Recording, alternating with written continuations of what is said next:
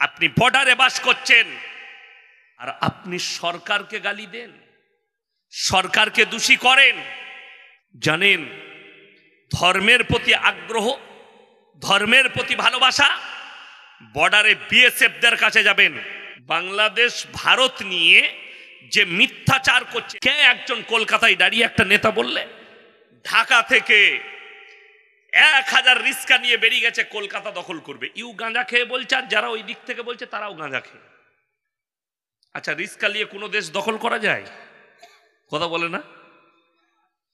রাশিয়ার মতো পাওয়ারফুল দেশ, যার কাছে পৃথিবীর অত্যাধুনিক অস্ত্র রাশিয়ার কাছে, ভ্লাদিমির পুতিনের কাছে, ইউক্রেনের মতো একটা ছোট্ট দেশের সঙ্গে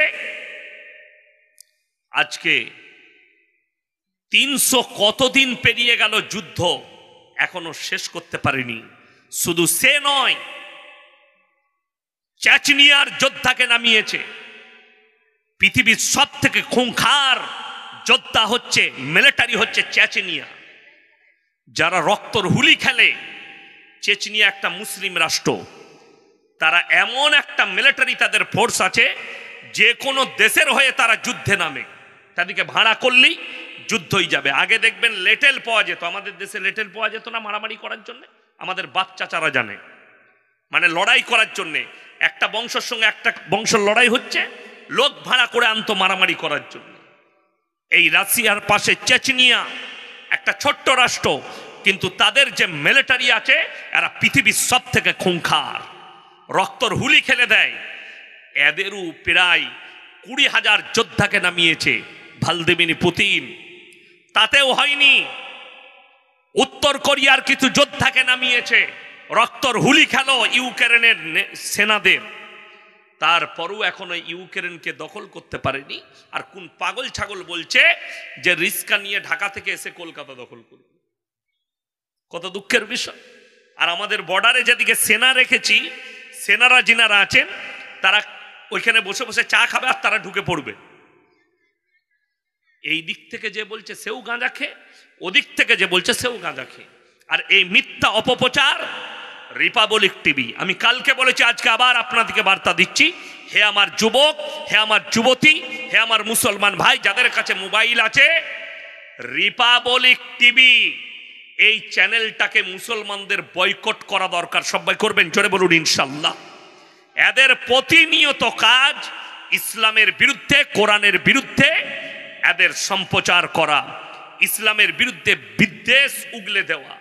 অবাক লাগে, আমি যে দেশটাই বাস করছি, এই ভারতের মাটিতে, এই দেশেই জন্ম নিয়েছি, কিন্তু দুঃখটা কোথায় জানেন? একটা মুসলিমদের মেয়ে, সে যদি বোরকা পরে হিজাব পরে স্কুলে যায়, তাকে কোর্টেতে যেতে হচ্ছে কেস লড়ার জন্যে। আর আমাদের দেশের এয়ারপোর্ট আর বাজারগুলোয় যে মেয়েরা ন্যাংটো ঘুরে বেড়াবে, তাদেরকে বলা হচ্ছে নাইস, বিউটিফুল, দারুণ লাগছে, তাকে কেস লড়তে হয় না। এর থেকে দুঃখ আর কিছু নেই। আপনারা কি মনে মনে করছেন ইসলাম মিটে যাবে? আপনারা কি ভাবছেন কোরআন মিটে যাবে? আরে আসামের মুখ্যমন্ত্রী হিমন্ত বিশ্ব শর্মাজি मीडिया सामने बोले मेरा लक्ष्य है कि इस्लाम को मिटा दूं, इस्लाम मिट जानी चाहिए दुनिया से, इस्लाम करुणा की तरह मिट जाना चाहिए। और सबथेके दुखेर विषय শুনেছেন করোনাতে কোনো মলি সাহেবের মৃত্যু হয়েছে? কথা বলে না না কেন জানেন? বিশ্ব স্বাস্থ্য সংস্থা করোনার সময় যে সার্কুলার জারি করেছিল তার মধ্যে মারাত্মক সার্কুলার যেটা সর্বপ্রথম ছিল করোনা থেকে বাঁচার উপায়, সেটা হচ্ছে তোমরা বেশি বেশি করে হাত মুখ পা ধৌত করবে। আমরা নামাজ কবার পড়ি? 5 ওয়াক্তের নামাজে কবার উজু করি? 5 বার। জোরে বলুন সুবহানাল্লাহ। 5 বার চেহারা ধৌত করি, 5 বার হাত ধৌত করি, 5 বার পা ধৌত করি, 5 বার মাথা মোছা করি, করি না করি না? তাইলে করোনা আর আমার কাছে আসবে? অমিতাভ বচ্চন মোবাইলে ডাইল করলেই অমিতাভ বচ্চনের গলা শোনা যাচ্ছিল, ঠিক কি না? অ্যাড দিচ্ছিল কিসের? अब लोग करोड़ों से बचिए, अपने आप को सुरक्षित रखिए। ও হারাম খোরেরই হয়েছিল করোনা। তো যার নিজের বাঁচার ক্ষমতা নাই সে লোককে কি বলবে? ওর গলাটা আবার কোম্পানিরা ভাড়া করে অ্যাড দিচ্ছিল, নাউজবিল্লাহ। আরে আমাদের মতো মৌলবীর ভাড়া দে, আমাদের গলা দে, মানাবে। আমরা আল্লাহর উপরে ভরসা রাখি। এরা বলছে ইসলামকে মিটিয়ে দেবো, কোরআনকে মিটিয়ে দেবো। আল্লাহর কসম, আল্লাহ কোরআনে ওয়াদা করেছেন, আমি এই কোরআনকে পাঠিয়েছি, ইন্না নাহনু নাযালনা যিকরা ওয়া ইন্না লাহুল হাফিজুন। এই কোরআনকে অবতীর্ণ করলাম, আর কোরআনের হিফাজতের দায়িত্ব আমি আল্লাহ নিজে নিয়েছি, আমি অন্য কেউ কি দিইনি। জোরে বলুন সুবহানাল্লাহ। আপনি বাড়িতে কোরআন রেখেছেন জুজদানে লেপটিয়ে, কিন্তু আপনি মনে মনে ভাবছেন এই কোরআনটা আমি জুজদানে লেপটিয়ে রেখেছি, মানে আমার দায়িত্ব আমি হেফাজত করব, আমি হেফাজত করে রেখেছি। না, কোরআনটা আল্লাহ রাব্বুল আলামিন এই কাগজের মধ্যে হেফাজত করেননি। কোরআনটা আল্লাহ রাব্বুল আলামিন ওই লেখা কাগজের মধ্যে আল্লাহ হেফাজত করেননি। আল্লাহ রাব্বুল আলামিন যদি হেফাজত করেছেন, শুনে নেন, এই ভারতে, अरे तुम तो 15 साल आए हो, तुमसे पहले नाजायज बापों ने, तुम्हारे अंग्रेजों ने 200 साल तक राज किया। 200 বছর রাজত্ব করেছে ভারতে ইংরেজের বাচ্চারা। গুজরাটের গোমতী নদীর তীরে 20 লাখ কোরআনকে জ্বালিয়েছে আগুন দিয়ে। শাহ আব্দুল আজিজ মুহাদ্দিস দেহলভী রহমতুল্লাহ আলাই তিনি বললেন, এই ইংরেজের বাচ্চারা, তোমরা যদি মনে করো ভারতের 20 লাখ কোরআনকে জ্বালিয়ে ইসলামকে মিটিয়ে দেবো, তো ভারতের নয়, গোটা পৃথিবীর কোরআনকে জ্বালিয়ে দাও, আল্লাহর কসম কোরআনকে মিটাতে পারবে না। কেন? আল্লাহ রাব্বুল আলামিনের দায়িত্ব নিয়েছে হিফাজতের। বললে কোথায় আছে? বললে শোনো, এমন একটা জায়গায় আছে পৃথিবীর মানুষের সম্পর্কে সম্ভব নয় মিটানো, কোরআনগুলো জ্বালিয়ে দাও। কিন্তু একটা মাদ্রাসার হাফিজে কোরআন, একটা তালবিলিমকে দাঁড় করিয়ে দেবো, যার সিনেতে আল্লাহ 30 পারা কোরআন গেঁথে দিয়েছে। সকলে জোরে বলুন নারায়ে তাকবীর। আমার ভাই, যারা চাইছে কোরআনকে মিটাবো, এটা তাদের স্বপ্ন ছাড়া আর কিচ্ছু নেই। আল্লাহ অপর জায়গায় বললেন, ওয়ালান তাজিদ লি সুন্নাতিল্লাহি তাবদীলা। পৃথিবীর যতগুলো পরমাণু শক্তিধর দেশ আছে সব একদিকে দাঁড় করিয়ে দাও, আল্লাহর কসম কিয়ামতের সকাল পর্যন্ত আল্লাহর কালামের, কোরআনের একটা জের জবরকে পরিবর্তন করার ক্ষমতা পৃথিবীর কোনো শক্তির নাই। জোরে বলুন সুবহানাল্লাহ। ফিরাউন आया था, मूसा को मिटाने खुद मिट गए। ফিরাউন এসেছিল না, আসেনি मूसा নবীকে মিটাতে? বললে मूसाকে কতল করব, নিজে শেষ হয়ে গেল। नमरूद आया था इब्राहिम को जलाने, खुद खत्म हो गए। नमरूद এসেছিল, চিতায় ফেলেছিল ইব্রাহিম নবীকে। আল্লাহর কসম, পৃথিবীর যতগুলো দেখতে পাচ্ছেন বস্তু, সব আল্লাহর হুকুমের ইশারায় চলে। জোরে বলুন সুবহানাল্লাহ। তার মারাত্মক দলিল হচ্ছে আগুন, যে আগুনে ইব্রাহিম আলাইহিস সালাতু ওয়াস সালামকে নিক্ষেপ করা হয়েছে। কোরআনে আছে আল্লাহ আগুনকে হুকুম জারি করেছেন, কুলনা ইয়া নারু কুনি বারদান ওয়া সালামান আলা ইব্রাহিম। আগুন তুমি ক্ষান্ত হও আমার ইব্রাহিমের জন্য। আমার ইব্রাহিমের একটা পশমকে জ্বালাবার ক্ষমতা তোমার নেই। জোরে বলুন সুবহানাল্লাহ। ইব্রাহিমের একটা পশমকে, হযরতে ইব্রাহিম আলাইহিস সালাতু ওয়াস সালামের পশমকে জ্বালাতে পারেনি। হে আমার মুসলমান ভাই, ভয় আল্লাহকে খাবেন। জোরে বলুন ইনশাআল্লাহ। আমরা মনে করি বাপকে ভয় খেতে হয় না, ভয় নয়। নিজের বাবাকে আপনি রেসপেক্ট করুন, সম্মান দেন, বয়স্ক লোককে সম্মান দেন, বড়কে সম্মান, ছোটকে স্নেহ। এটা রাসূল সাল্লাল্লাহু আলাইহি সাল্লামের আখলাক। বড়কে সম্মান, ছোটকে স্নেহ। কিন্তু ভয় একমাত্র রব্বুল আলামিনকে খেতে হবে। আজকে বলুন, 5 ওয়াক্তের নামাজ পড়া ফরজ না ফরজ নয়?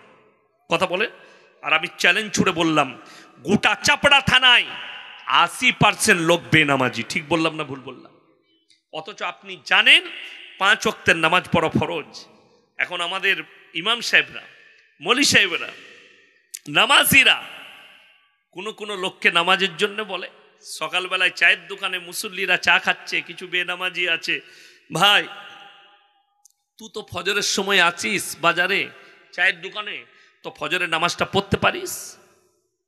বলে শোন, নামাজ না পড়তে পারি, আমার মতো ভালো লোক কেউ নাই, তোদের থেকে ইমান বেশি। এরকম মাল আছে না? নয়, গাধা আছে, নামাজ পড়ে না, কিন্তু বলে আমি নামাজ না পড়তে পারি, তোদের থেকে ইমান আমার অনেক বেশি। তারা কান খুলে শুনে যান, কিয়ামতের দিনে কতটা বিপদে পড়বে তারা। রাসূল আকরাম সাল্লাল্লাহু আলাইহি সাল্লামের হাদিস, যার নামাজ নেই তার মধ্যে ইসলাম নেই। রাসূল বললেন, যার নামাজ নেই তার মধ্যে ইসলাম নেই। আর আল্লাহ রাব্বুল আলামিন কোরআনে বললেন, হে আমার নবী শোনো, ওই সমস্ত ব্যক্তিরা কত রকমের কত বড় বিপদে থাকবে, সেই দিনে আর কোনো রাস্তা থাকবে না। কিয়ামতের দিনে একটা রাস্তা, যারা বেনামাজি, যারা জাহান্নামী, তারা জাহান্নামে প্রবেশ করবে, আর জান্নাতীরা জান্নাতে যাবে। জান্নাতীরা দাঁড় করাবে, ফি জান্নাতি ইয়াতাসাআলুনা আনিল মুজরিমিনা মা সালাকাকুম ফি সাকার। এ জাহান্নামী ভাইরা দাঁড়াও দাঁড়াও, তোমরা বলতে আমরা পাড়ার ভালো লোক, আমরা ইমানদার, আমরা তো ভদ্র মানুষ, আজকে কেন তোমরা জাহান্নামে প্রবেশ করছো? তাদের এক নম্বর উত্তর হবে, ক্বালু নামনাকু মিনাল মুসাল্লিন, আমরা নামাজি মুসল্লিদের মধ্যে ছিলাম না। এটা নাম্বার এক। ওয়ালাম নাকু নুতিমুল মিসকিন, আর আমরা মিসকিনকে খানা খাওয়াইতাম না। আচ্ছা, ইমানদারির সঙ্গে বলুন, আমার আগে আমার দুজন প্রাণ প্রিয় ভাই বয়ান করে গেলেন। আচ্ছা, আমার আগে দুটো বক্তা বললেন যে মসজিদে ঢুকবি আর বেরুবি না কোনোদিন, কথা বলে না? কোনো মৌলবি জুম্মাই বলেছে যে মসজিদে ঢুকলে আর বেরুতে পাবে না? এটা পৃথিবীর কোনো মৌলবি বলবেও না, আর বলার হুকুমও নেই।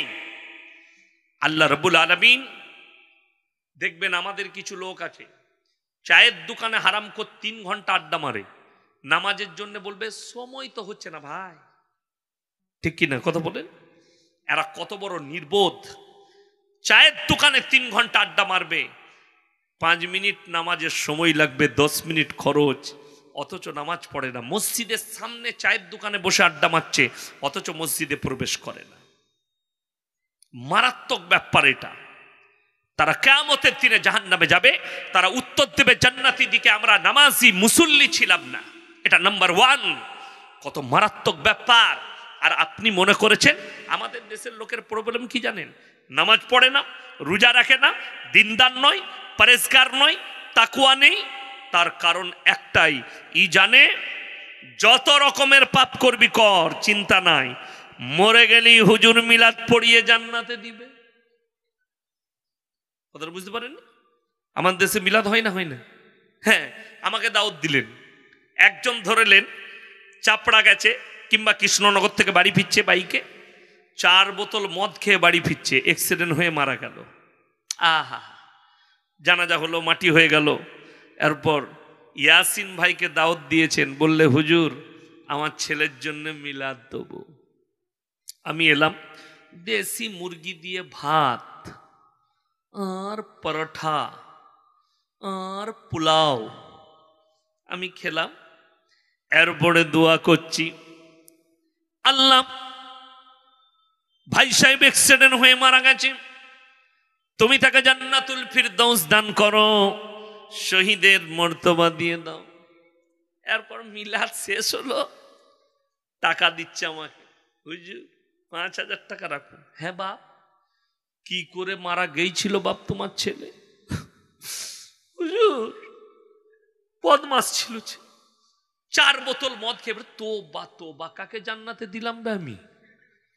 হুজুর ফেরে পড়ে যাবে। আমাদের দেশে তো ওই সিস্টেমই চলছে। আমার ভাই, ইমানদারির সঙ্গে বলুন, কোন হুজুরের দোয়া শুনেছেন আল্লাহ রাব্বুল আলামিন আমাকে দেশি মুরগি দিয়ে ভাত দেবে, 5,000 টাকা দিবে, এর বেটা 5 বোতল মদ খেয়ে মারা গেছে, চিরজীবন গাঁজা তলাই কাটিয়েছে, আমাকে যখন দাওয়াত দিয়েছে আল্লাহ তুমি একে জান্নাতে দাও, এরকম দোয়া কোন হুজুরের শুনেছেন? আমরা হুজুররা তো বোকা লয় তো যে ওই দোয়া করব। আমাকে দোয়া করতে বললে আল্লাহ মুমিনিন মুমিনাত মুসলিমিন মুসলিমা, আল্লাহ মুমিনকে জান্নাতে দাও, মুমিনাকে জান্নাতে দাও।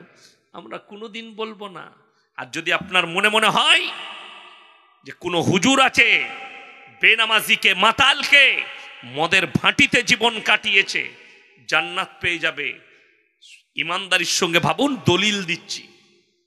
যাদের মনে মনে একটু রাগ হচ্ছে, হুজুরকে দাওয়াত দিয়ে জান্নাত পাবে না মানে, আমার ছেলে যতই পাপ করুক চিরজীবন পাপের সাগরে ডুবে আছে, হুজুরকে দাওয়াত দিয়ে আপনি জান্নাত পাঠাবেন। ভালো করে শুনেলেন, আল্লাহর রাসূল সাল্লাল্লাহু আলাইহি সাল্লামের থেকে দামি লোক পৃথিবীতে কেউ এসছে? কিয়ামত পর্যন্ত আসবেন না। নবীজি হচ্ছেন সব থেকে দামি লোক। আল্লাহর হাবিব সাল্লাল্লাহু আলাইহি সাল্লামের কাছে খবর এলো, ইয়া রাসূলুল্লাহ, আপনার চাচা যান মৃত্যুর শয্যায়, যে কোনো সময় মারা যাবেন। নবীজি ছুটলেন চাচার বাড়িতে, চাচা শুয়ে আছেন মৃত্যুর শয্যায়। নবীজি সাল্লাল্লাহু আলাইহি সাল্লাম হাতটা টিপে ধরলেন, হে আমার চাচা, একবার খালি কলমাটা পড়ে নিন, আমি আল্লাহর কাছে আপনার জন্য কেঁদে কেঁদে ক্ষমা চাইব। নবীজি কেন এটা কথাটা বললেন? কেন? চাচা যান বলেছিলেন, হে মুহাম্মদ, হে আমার ভাইপো, তুমি কালমার দাওয়াত দাও, তুমি তোমার কাজ করে যাও, আমি বেঁচে থাকতে তোমার শরীরে কেউ হাত লাগাতে পারবে না। রওয়ায়েতে আছে, যতদিন নবীজি চাচা যান বেঁচে ছিলেন, রাসূলের উপরে অত্যাচার করার ক্ষমতা পৃথিবীর কারুর হয়নি, গোটা মক্কার বেঈমান কাফেরদের হয়নি। যতগুলো অত্যাচার হয়েছে নবীজি চলে যাওয়ার পরে, নবীজি চাচা যান দুনিয়া ছাড়ার পরে। আমার ভাই, আল্লাহর হাবিব সাল্লাল্লাহু আলাইহি সাল্লাম যখন এই দাওয়াত দিচ্ছেন চাচাকে, চাচার উত্তর কি আসছে জানেন? উত্তরটা আল্লাহর তরফ থেকে চলে এসেছে, হে আমার ভাইপো, আমি যদি আজকে বার্ধক্যে কলমা পড়ে নিই, লোকে বলবে মৃত্যু ভয়ে কলমা পড়েছে, আমি কলমা পড়তে পারবো না। নবীজির কাছে আল্লাহ আয়াত পাঠালেন, ইন্নাকা লা তাহদি মান আহবাবতা ওয়ালাকিন্নাল্লাহা ইয়াহদি মান ইয়াশা। হে আমার বিশ্ব নবী, হিদায়াতের দপ্তরটা আমার আল্লাহর হাতে, তুমি যাকে ইচ্ছা করো তাকে হিদায়াত দিতে পারো না। আমার ইচ্ছা নেই, তোমার চাচা কলমা পড়তে পারবে না। নবীজি চোখ দিয়ে পানি, রাসূলের দাড়ি মুবারক ভিজে গেছে পানিতে। নবীজি চাচা যান দুনিয়া ছাড়লেন। এরপর আল্লাহর নবী বললেন, আল্লাহ গো, তুমি আমাকে যতদিন না নিষেধ করছো, আমি আমার চাচার জন্য কেঁদে কেঁদে ক্ষমা চাইব। নবীজি চাচা যান কেঁদে কেঁদে ক্ষমা চাইছেন আল্লাহর কাছে। আল্লাহ, আমার চাচা, যে চাচা আমাকে বলেছে তোমার গায়ে কেউ হাত লাগাতে পারবে না, তুমি ইসলামের প্রচার করো, যে চাচা আমার সাথ দিয়েছে, চাচা কলমা পড়েনি, আল্লাহ তুমি আমার চাচাকে ক্ষমা করে দাও। আল্লাহ রাব্বুল আলামিন জিবরিল আমিনকে পাঠালেন, কোরআন নিয়ে নসিহত নিয়ে পাঠালেন। আমার নবীকে এখানে আল্লাহ দুজনকে নসিহত করেছেন, নবী প্লাস মুমিন। আল্লাহ পাঠালেন, বলো আমার নবীকে শোনাও, মা কানা লিন নবী ওয়াল্লাযীনা আমানু আন ইস্তাগফিরু লিল মুশরিকিন ওয়ালাউ কানু উলি কুরবা। হে আমার নবী এবং মুমিনরা শোনো, যারা বেঈমান মুশরিক হয়ে মারা গেছে, কাফের হয়ে মারা গেছে, বদ্দিন হয়ে, তাদের লেগে দোয়া করতে পাবে না, যদিও সে তোমার নিকটতম আত্মীয় হয়। আপনার ছেলে সারা জীবন মদের ভাটিতে জীবন কাটিয়ে মারা গেল, জীবনে আল্লাহ আল্লাহ রসুলের নাম লাইনি, মসজিদের মুখ দেখেনি, আর আপনি তার লেগে মিলাদ পড়িয়ে জান্নাত রেডি করছেন। শুনলেন, যদি এই মৌলবীদের দ্বারা জান্নাত পাওয়া যেত, রসুল আকরাম সাল্লাল্লাহু আলাইহি সাল্লাম নিজের চাচাকে জান্নাতি করে দিতেন, ঠিক কিনা? কলমাটা পড়িয়ে দিতেন। এটা একজন নবী বললাম। আপনাদের এখানে পুকুর আছে না নাই? আছে। পুকুরে যদি কোনো ছেলে পড়ে যায়, তার বাবা যদি দাঁড়িয়ে দেখে, ঝাঁপ দেবে না দেবে না? কথা বলেন, ঝাঁপ দেবে। এটা মারাত্মক ব্যাপার। কেন? পিতৃস্নেহ, সে ঝাঁপ দিয়ে দেবে। আল্লাহর হাবিব সাল্লাল্লাহু আলাইহি সাল্লামের কাছে এসেছে, শুনেন, পৃথিবীতে এমন একজন নবী ছিলেন যিনি ৯৫০ বছর দাওয়াত দিয়েছেন তার কওমকে। তিনার নাম হচ্ছে হযরতে নূহ নবী। নৌকার উপরে বসে আছেন, আল্লাহ তাণ্ডব শুরু হয়েছে, গোটা পৃথিবীতে প্রলয় ঘটিয়েছেন। আজকে তারিখ পর্যন্ত পৃথিবীতে সব থেকে বড় প্রলয় ঘটিয়েছিলেন নূহ নবীর জামানায়। বন্যা, সমুদ্রের পানিকে, রেওয়ায়েতে আছে, মুফাসসিরিনরা কেউ কেউ লিখেছেন ১২৫০ ফুট উপরে আল্লাহ তুলে দিয়েছিলেন, গোটা পৃথিবী ডুবে গেছে।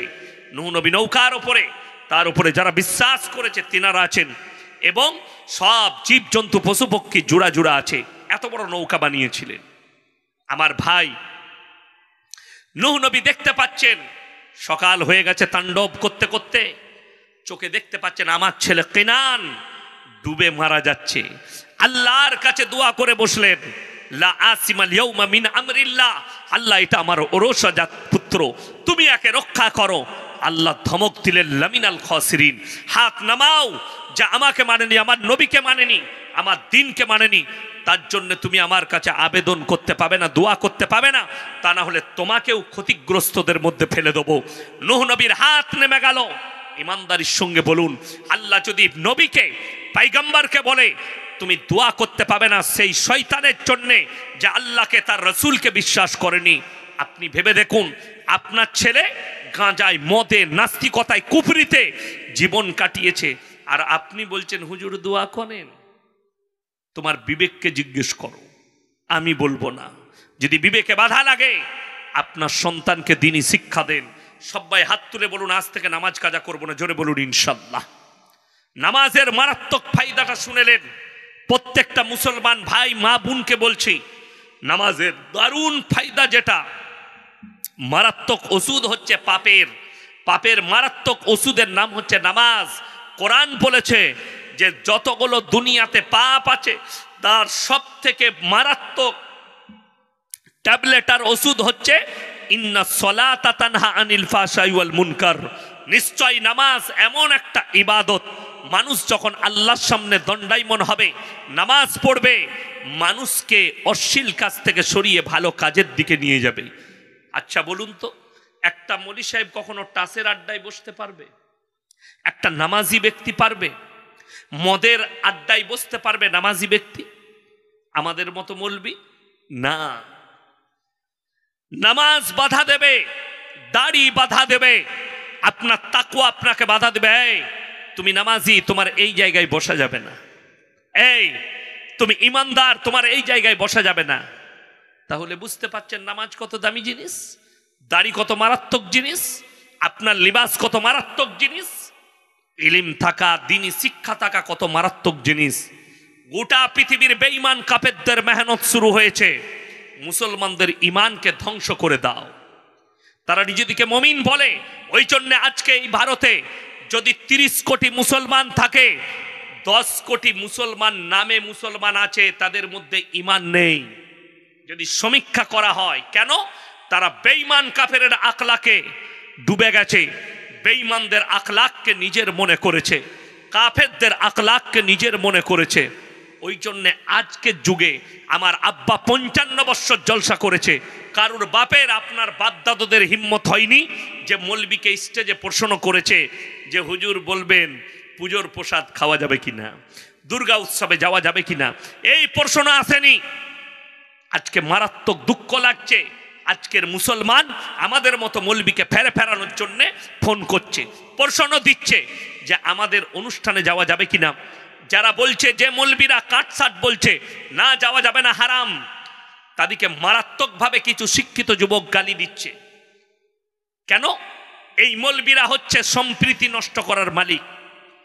তুমি নেতা হয়েছ, তুমি মন্ত্রী হয়েছ, তুমি নিজেকে ভাবছো আমি অনেক কিছু জানি, শিক্ষিত, কিন্তু তুমি হচ্ছ গুমরা।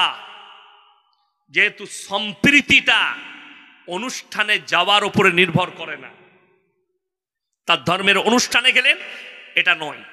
আজকে হাজার হাজার মুসলিম যুবক যুবতী তারা 25শে ডিসেম্বর পালন করেছে কলকাতার বুকে।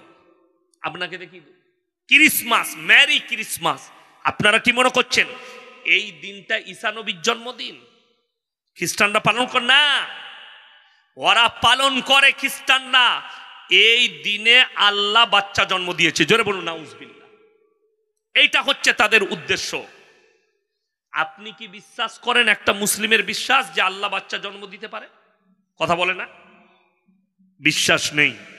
আর এই বিশ্বাস যে আনবে সে সঙ্গে সঙ্গে ঈমান হারা হয়ে যাবে। খ্রিস্টানরা আহলে কিতাব ছিল, আহলে কিতাব থেকে বেরোনোর মূল কারণ হচ্ছে ঈসা নবীকে আল্লাহর বেটা বলার কারণে। এই জন্যই আল্লাহ রাব্বুল আলামিন কিয়ামতের দিনে দাঁড় করাবেন কাকে? হযরত ঈসা মসিহকে। আর আল্লাহ প্রশ্ন করবেন, ইসকাল আল্লাহু ইয়া ঈসা ইবনে মারইয়াম আনতা কুলতা লিন্নাস ইত্তাখিদুনি ওয়া উম্মিয়া ইলাহাইনি মিন দুনিল্লাহ।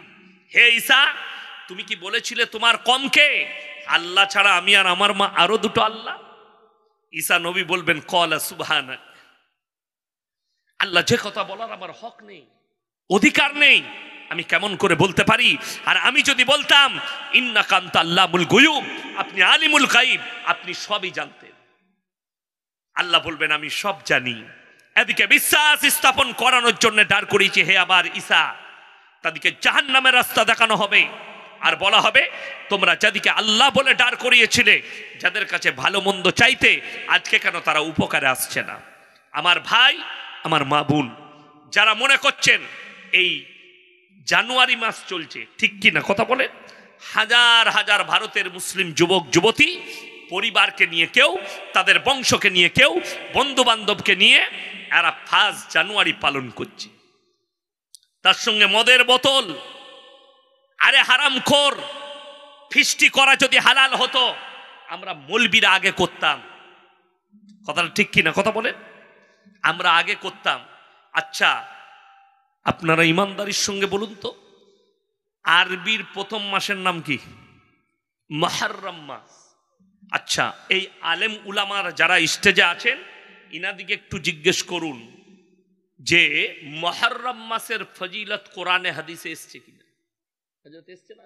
বহুত ফজিলত আছে, কিন্তু আমরা মৌলবীরা বলেছি আরবি প্রথম মাস, যখন পহেলা মুহররম তোমরা ফিস্টি করে খাও। হায় রে মুসলমান, কে বুঝাবে?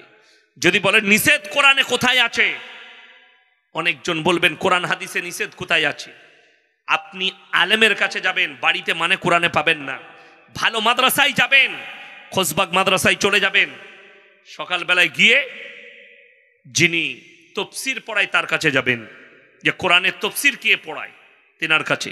গায়রিল মাগযুবি আলাইহিম ওয়ালাদ দাল্লিন, মাগযুম মানে ইহুদিয়া, দাল্লিন মানে নাসারা।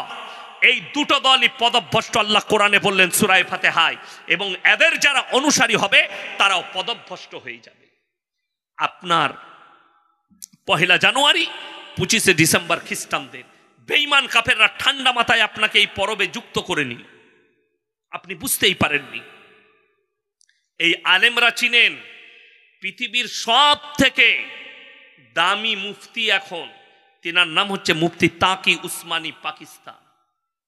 গোটা পৃথিবী তাকে ফলো করে, পৃথিবীর মৌলবীরা, আরব আমিরাত থেকে শুরু করে গোটা দুনিয়ার মুফতিরা তেনাকে মৌলবীরা ফলো করেন।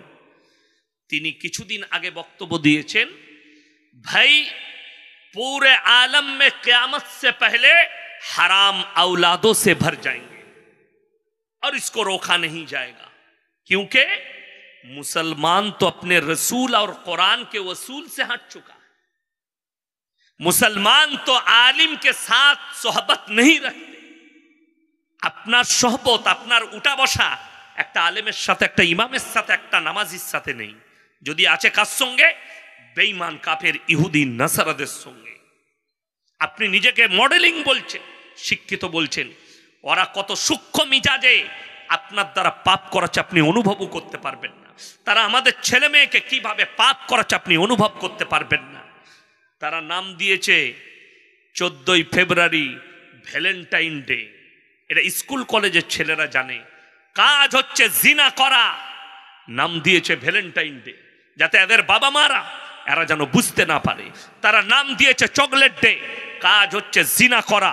তারা নাম দিয়েছে রোজ ডে, কাজ হচ্ছে জিনা করা। তারা নাম দিয়েছে কিস ডে, কাজ হচ্ছে জিনা করা।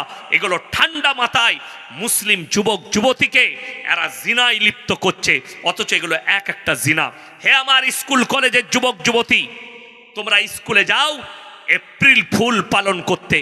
তোমার হেডমাস্টারের যদি হিম্মত থাকে, তোমার প্রফেসরের বাপের হিম্মত থাকে, তাকে একবার দাঁড়িয়ে বলবেন এপ্রিল ফুল তো পালন করছি, আর ইতিহাসটা পড়ে শুনান। তোমার প্রফেসরের বাপের ক্ষমতা নাই ইতিহাস বলি, তোমার হেডমাস্টারের বাপের ক্ষমতা নাই ইতিহাস বলি। কেন? এই এপ্রিল ফুল এসছে মুসলমানদের রক্তর হুলি খেলা দিয়ে। দেশটার নাম স্পেন। স্পেনটা কোনো ইহুদি নাসারা খ্রিস্টানদের দেশ ছিল না, দেশটা মুসলিম রাষ্ট্র ছিল। আজও স্পেনে বড় বড় মাদ্রাসা, মসজিদ, মদের বার, আর দেহ ব্যবসার আড্ডাখানা খুলে রেখে দেওয়া হয়েছে। ওই দেশটা ছিল মুসলিম রাষ্ট্র। মুসলিমদের সঙ্গে যুদ্ধে পরাজিত হবার ভয়ে তারা মাথা চেলে দিল।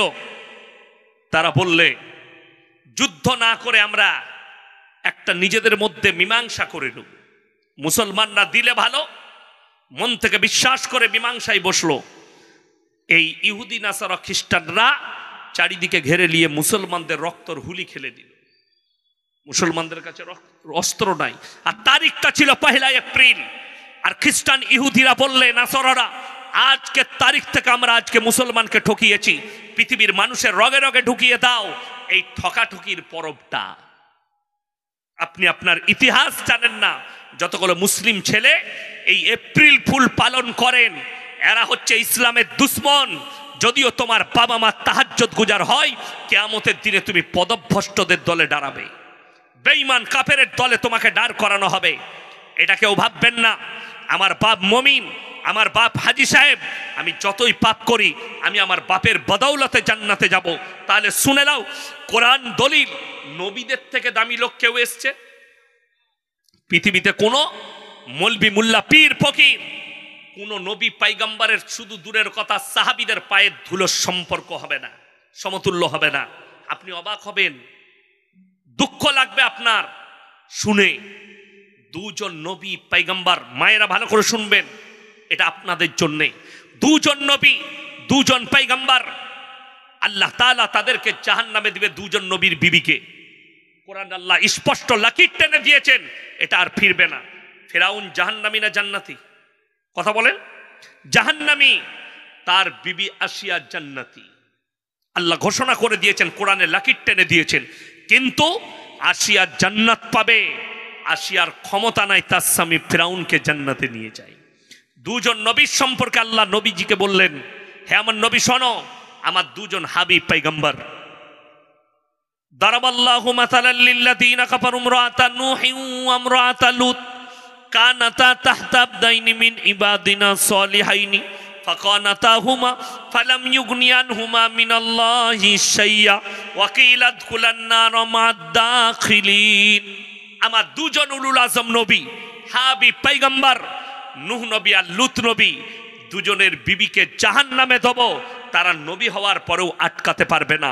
হে আমার মা, তুমি যদি ভাবো আমি পাপের সাগরে ডুবে থাকবো, আমার স্বামী আলেম আমাকে জান্নাতে নিয়ে যাবে, তুমি ভুলে যাও। তুমি যদি মনে করো আমার স্বামী তাহাজ্জুদ গুজার, আমার স্বামী হাজী সাহেব, আমি যত রকমের পাপ করি আমি জান্নাতে চলে যাব, তুমি যদি মনে করো আমি হাজী সাহেবের বিটি, যত রকমের পাপ করি আমার বাপ আমাকে জান্নাতে নিয়ে যাবে, ভুলে যাও। এগুলো স্বপ্ন ছাড়া আর কিছু নয়, আর এগুলো মূর্খামি ছাড়া আর কিছু নেই।